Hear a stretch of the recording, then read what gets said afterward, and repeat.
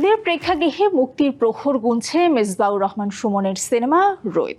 ছবি মুক্তির আগে রোদ সিনেমার প্রচারণার অংশ হিসেবে কনসার্টের আয়োজন করেছেন চলচ্চিত্র নির্মাতা মেজবাউর রহমান সুমন ও প্রযোজনার সংশ্লিষ্টরা। রোদের গান শিরোনামে শুক্রবার ঢাকার রবীন্দ্র সরোবরে যে কনসার্টে পারফর্ম করে ব্যান্ড মেঘদল, বেঙ্গল সিম্ফনি, সহজিয়া ও সোহাগস ফ্রিকোয়েন্সির মতো জনপ্রিয় ব্যান্ড দলগুলো। আয়োজনে দর্শকদের সাথে রোদ সিনেমা নিয়ে আড্ডা মাতেন ছবির নির্মাতা আর অভিনয় শিল্পীরাও। এভাবেই গানে গানে উপস্থিত দর্শককে মাতালেন রোদ সিনেমার শিল্পী কলাকুশলীরা। ২২ মে রাজধানীর রবীন্দ্র সরোবরে হয়ে গেল রোদের গান শিরোনামের ব্যতিক্রমী এই আয়োজন, যেখানে পারফর্ম করে দেশীয় ব্যান্ড মেঘদল, বেঙ্গল সিম্ফনি, সহজিয়া ও সোহাগস ফ্রিকোয়েন্সি। সিনেমার প্রচারে ব্যতিক্রমী আয়োজন নিয়ে নিজের অনুভূতি জানান রোদ নির্মাতা মেজবাউর রহমান সুমন।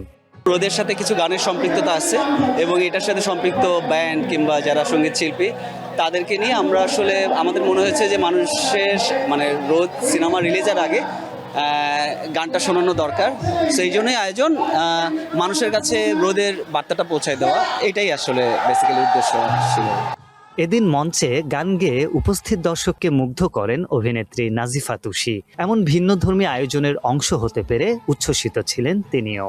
সবাইকে অনেক অনেক ভালোবাসা আমার পক্ষ থেকে এবং আমার টিমের পক্ষ থেকে। আশা করি আপনারা হাওয়া যেভাবে পছন্দ করছেন রোদকেও সেরকম ভাবে পছন্দ করবেন। আমরা আপনাদেরকে নিরাশ করব না। কোরবানি ঈদে অনেক সময় ফাঁকা থাকে, কোরবানি ঈদটা একটু ব্যস্ত থাকে, তারপর মানুষের একটু সময় থাকে। আমি আশা করব বা চাই আপনারা সিনেমাটা দেখুন, আসুন এবং আপনাদের মতামত জানান। রোদের গান আয়োজনে আরও এসেছিলেন ছবির কেন্দ্রীয় চরিত্রে অভিনয় করা শিল্পী মোস্তাফিজুর নূর ইমরান। কাজটি নিয়ে তিনিও জানিয়েছেন নিজের অনুভূতি। দর্শকের কাছে আমাদের পৌঁছানো খুব দরকার, আর সিনেমাকে দর্শকের কাছে পৌঁছে না দিলে সিনেমাটা কিভাবে আসলে দর্শক দেখতে পাবে বা জানতে পারবে। তো এই ধরনের আয়োজন আরও হোক, শুধু এই ধরনের আয়োজন না, আরও ইউনিক আইডিয়াস তৈরি হোক। একটা ফ্রেমে যেন কখনো কোনো কিছু বেঁধে না যায়, তাহলে ওটা কুয়োর ব্যাঙের মতো হয়ে যাবে আর কি। সিনেমার প্রচারে রোদের এই ব্যতিক্রমী আয়োজন আরও কিছুদিন চলমান থাকবে বলে জানান সিনেমা সংশ্লিষ্টরা। ঈদের দিন থেকে প্রেক্ষাগৃহে চলবে রোদ। আরিফ হক, ডিবিসি নিউজ, ঢাকা।